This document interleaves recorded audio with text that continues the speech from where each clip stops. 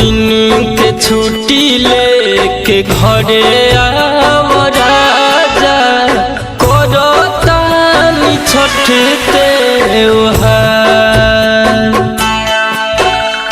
नया नोहर कनिया बानी कुछ नहीं जानी हथवा बटैया हमार। 6 दिन के छुट्टी लेके घरे आव राजा करो तानी छठ त्योहार।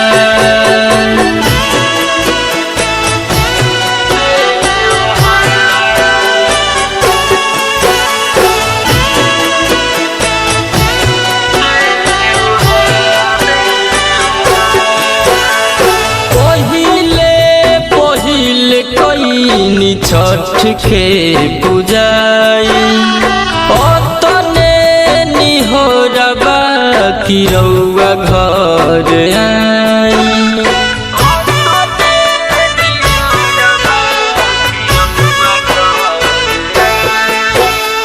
पहिले कईनी छठ के पूजाई ओतने निहोरबा कि रउआ घर आई।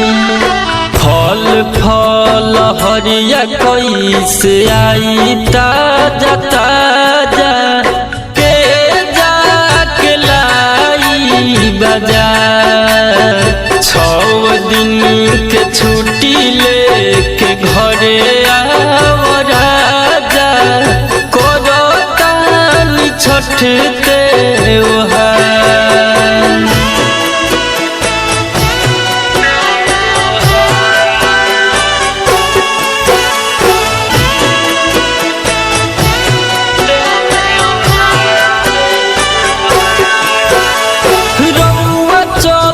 संगे हमरा पेन्ही के पियरिया दौरा के ऊपर जराई के दियरिया।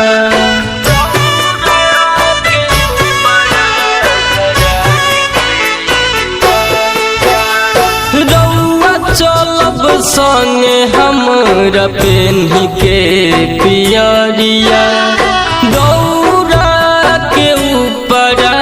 जराई के दियरिया।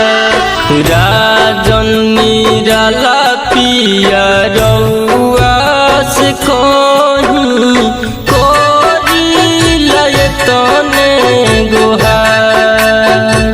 6 दिन के छुट्टी लेके घरे आव राजा करो तानी छठ त्योहार।